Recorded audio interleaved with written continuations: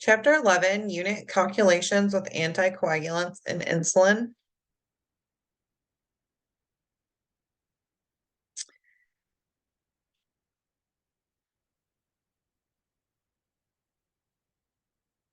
Skipping over the pretest. Medications such as insulin, heparin, and penicillin are measured in international units. Other less used medications that have unit measurements include fat-soluble vitamin E, some forms of vitamins A and D, and the topical antibiotic bacitracin. With parenteral medications, the labels display the specific number of units per milliliter. The unit amounts are not interchangeable between different medications. Rather, each medication unit is specific to the drug ordered and represents a standard amount of that particular medication that produces a desired biologic effect. Insulin and heparin, both of which are measured in units, are considered high alert medications on the ISMP list of high alert medications.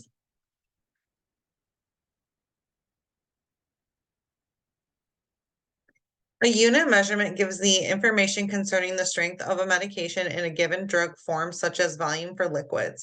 A conversion factor is not necessary because a unit is the factor specific to the strength of the particular medication. The medication label provides information on the strength of the medication, such as insulin is U100. That means there's 100 units per ml, or heparin, 5,000 units per ml. These are similar to the medication strengths found within the metric system when milligrams per milliliter is used for measurements.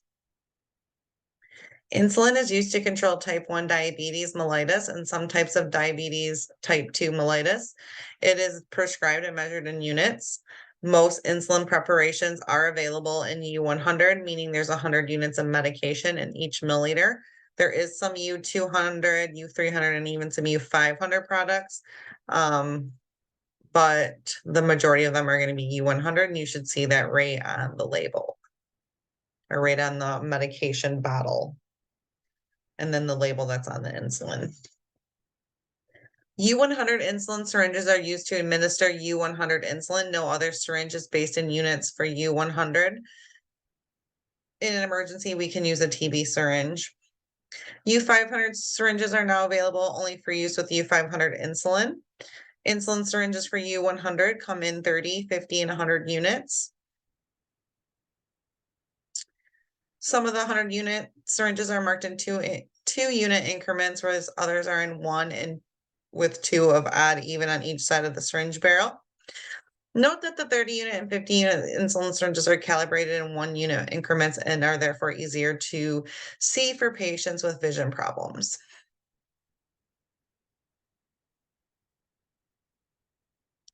Insulin preparations are labeled according to type. Each formulation has a specific onset, peak, and duration of action. An abbreviation of R for regular insulin, a clear solution, indicates that the medication is short-acting. An abbreviation of N for NPH insulin is a cloudy suspension and indicates that it is an intermediate-acting insulin with a slower onset and longer duration of action. So we have this table with approximate action of common insulin preparations. So we have our rapid acting insulin. It has an onset of about 15 minutes after injection. It works the best. Its peak is within 1 hour of injection, and it lasts for about 2 to 4 hours. Our short acting regular insulins have an onset of about 30 minutes after injection. They are gonna have the best optimal performance at 2 to 3 hours. That is the peak, and it should last in the body about 3 to 6 hours. Intermediate acting NPH insulins should onset in about 2 to 4 hours after injection. They are going to work best in the 4 to 12 hour window, and they are going to work in the body between 12 and 18 hours. The long acting insulins, Lantus has a 1 to 2 hour onset. Levemir has a 1 to 3. These are considered to have no peak, and they work in the body for 24 hours. Ultra long acting like Tresiba is going to work in the body in about an hour. Again, there's no peak, and it can work for up to 42 hours or more. And then we have these combination insulins that have different onsets. different peaks and different duration of actions. All insulin formulations can be administered subcutaneously. Only regular insulin and some newer rapid-acting analogs are indicated for IV use. Regular insulin is typically used when insulin is prescribed intravenously. When mixing two types of insulin in one syringe for subcutaneous administration, one must be a clear, short, or rapid-acting solution, and the other a cloudy, longer-acting suspension. The rule is to draw up clear insulin before cloudy insulin, so regular insulin must be drawn up in a syringe before NPH, which is in a suspension. Lantus and Levemir, the two long-acting insulins, can never be mixed with any other type of insulin. All U100 insulin contains 100 units per ml. We've already talked about this, and we've already talked about the syringes. All right, let's do our first example. Example 11.1, a physician orders 10 ml of Humulin N, U100, 12 units, TID PC. What should the technician supply for the administration of this medication? So for the maximum accuracy, the technician will provide 30-unit insulin syringes. Because they come in 30, 50, and 100 units, and we're giving the patient 12 units, so 30 would be the most accurate size to use. And then this right here just kind of goes over the day supply and everything, which we'll focus on chapter 13. But it kind of gives you the breakdown. So when insulin is U100, that means it's 100 units per 1 ml. So that's essentially the strength of insulin. And that's going to be on one side of your proportion. And then, of course, you have to have the same unit. So we'd have units across, milliliters across. So you can plug in either or to find out the missing. Like if you have ml and they're asking you how many units, you can use X units here. If you knew how many units but wanted to know how many ml, then you would use X ml there.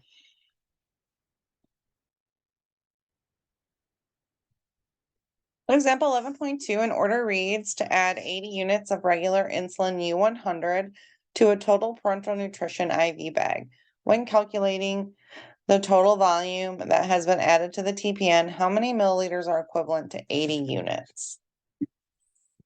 So we're going to take the strength of that medication, the insulin, which is 100 units over 1 ml. That's what U100 means. And we want to have the same units across. And the order is for 80 units. So I'm going to rewrite this as 100x is equal to 80 times 1, which is just 80. We want to get x alone. So we need to get rid of this 100 on this side. Divide that by 100 and we are left with just x. Then we also need to do that on the other side. So get out my calculator and do 80 divided by 100, which is going to give us 0.8 ml.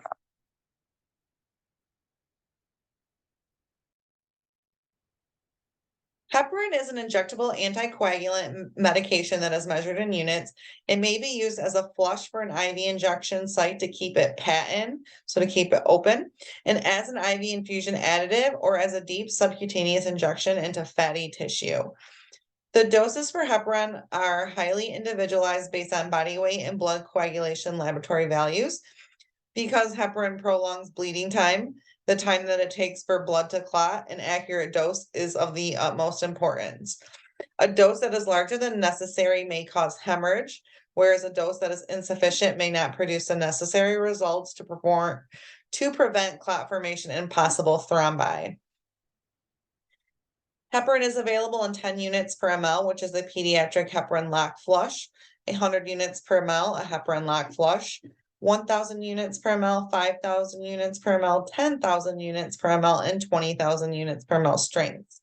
Therefore, it is essential to pay close attention to the strength of heparin chosen to provide the correct dose.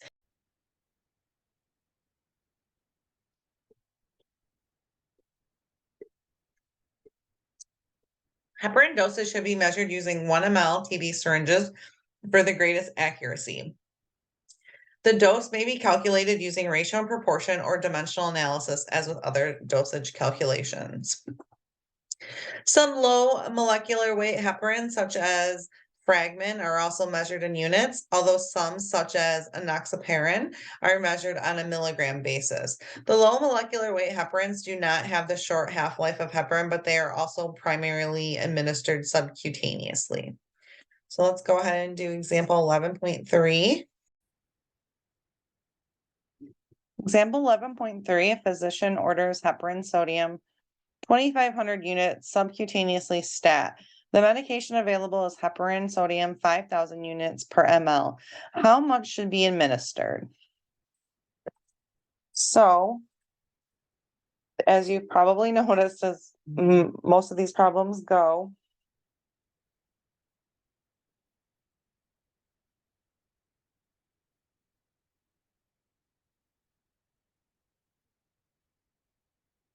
we're going to put on one side of the proportion, the medication strength that's available. And then on the other, we're going to plug in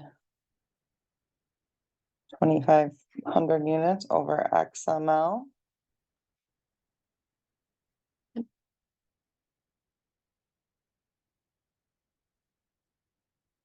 And then we want to do that side first. So 5,000 X is equal to 2,500 times 1, which is just 2,500. We want to get X alone, so we're going to divide each side by 5,000. Here that crosses off, we just have X. And then on this side, we have 2,500 divided by 5,000. I had way too many zeros in that. So that should be 0.5 ml. Insulin, anticoagulants, and some antimicrobial agents are supplied in units per milliliter. Doses can be calculated using DA or RMP. Insulin products are supplied in a wide variety of preparations. They're mainly in U100 strength. Heparin is supplied in a wide variety of strengths. You must read the label, and physicians order carefully with either product and prepare the medication that has been ordered for administration in the proper strength and dosage.